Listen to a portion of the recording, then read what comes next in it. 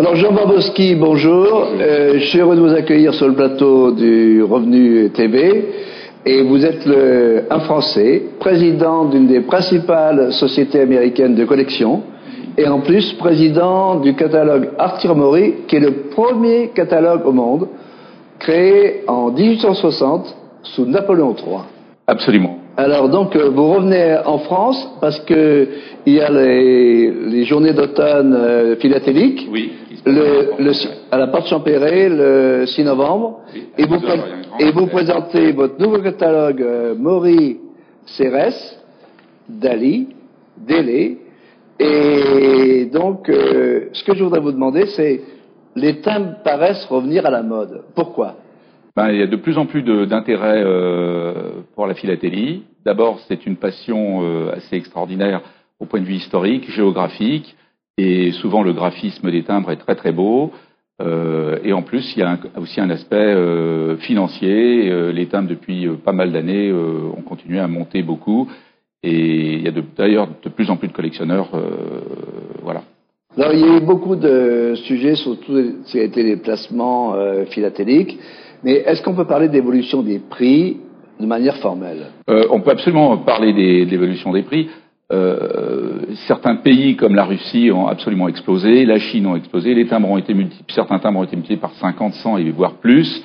Beaucoup de gens s'intéressent aux timbres dans ces pays-là, et je pense qu'il y a aussi un grand avenir pour d'autres pays comme les pays de l'Est et l'Amérique du Sud, où il y a de plus en plus de collectionneurs. Alors Jean Barbowski, vous êtes donc le président d'Arthur Maury. Je suis américain aussi. Hein. Oui, français américain, immigré. Et d'ailleurs j'ai voté par correspondance. Ah, c'est très bien. Et alors on revient à notre sujet, les timbres.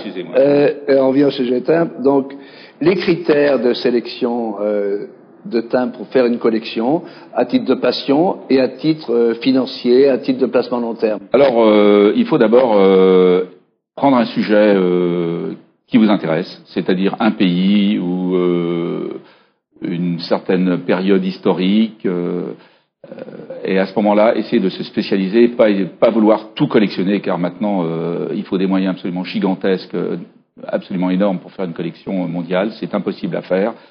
Et avec ça, si on connaît bien son sujet et qu'on l'aime, on peut bien s'amuser,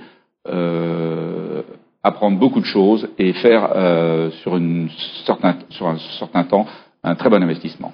Mais je pense qu'il y a aussi une tentation des Français, un retour vers les timbres, parce que les timbres sont considérés comme des objets d'art. Absolument. Et ils sont donc exonérés d'ISF. Absolument. Et ils ont la même fiscalité que les objets d'art. Donc ça a un nouvel attrait sur l'aspect financier. On peut avoir une collection de plusieurs millions d'euros, elle n'est pas imposée au titre de... Mais alors justement, faire une collection, on démarre à combien pour faire une collection? On peut démarrer avec des très très petits moyens, il faut essayer on peut avec quelques centaines d'euros, puis après remettre quelques milliers d'euros, puis se faire un petit budget, et je pense qu'on peut...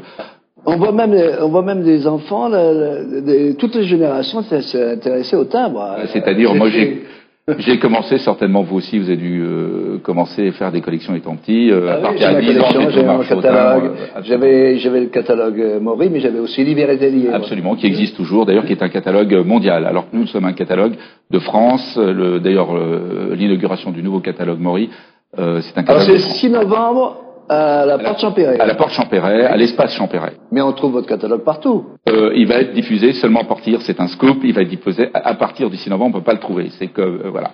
Hein, bon. Personne là pour l'instant. Hein. À partir du 6 novembre, on peut le trouver chez tous les marchands de timbres, et chez les marchands de libraires, etc. Voilà. Alors, il y a une autre chose qui m'intéresse, c'est le nombre de collectionneurs. Ça grandit ou ça se restreint? Alors, je pense qu'il y a une évolution positive vers le nombre de collectionneurs. Et ce qui est assez surprenant, des collectionneurs fortunés, il y en a beaucoup plus. On a été surpris par des ventes récemment en Suisse et partout, et même à New York, où les timbres dépassent, des pièces à l'unité dépassent 1, 2, 3 millions d'euros, ce qui est assez surprenant. Alors, vous regardez un peu le monde entier, puisque vous êtes installé aux États-Unis, vous êtes installé en France, vous êtes installé en Suisse, à Hong Kong, en Asie, où il y a une grande reconnaissance des collectionneurs en Chine et en Russie. Oui. Et donc, est-ce que vous pourriez faire une petite confidence? Qu'est-ce qu'ils achètent? Qu'est-ce qu'il faut acheter aujourd'hui? Et qu'est-ce qu'il faut éviter? Alors, ce qu'il faut éviter, à mon avis, c'est toutes les fabrications de timbres qui sont faites par les pays qui ne profitent uniquement, qui impriment du papier, des belles images. Bon, on peut s'amuser avec, mais il ne faut pas avoir surtout d'arrière-pensée de pouvoir faire un bon investissement. Ça, c'est sûr. Mais Jean Wawrowski, vous êtes donc le président d'Atromori. Mais alors, dites-nous, qu'est-ce qu'il faut acheter aujourd'hui? Écoutez, je pense qu'il faudra acheter les pays de l'Est, oui. Tous les pays de l'Est, les pays baltes et l'Amérique du Sud. Je pense que l'Amérique du Sud va exploser dans les prochaines années. D'ailleurs, nous commençons à acheter pas mal d'Amérique du Sud. On a acheté quelques grandes collections d'Amérique du Sud et je pense que les prix vont... Parce que, vous savez, en ce qui concerne la Russie, les prix ont monté de... Maintenant, ça me semble difficile que ça aille plus haut. Ça a tellement monté que je pense qu'il va y avoir même une correction. Hein. On voit très très couramment des timbres de Russie se vendre des centaines et des centaines de milliers d'euros et voire plus.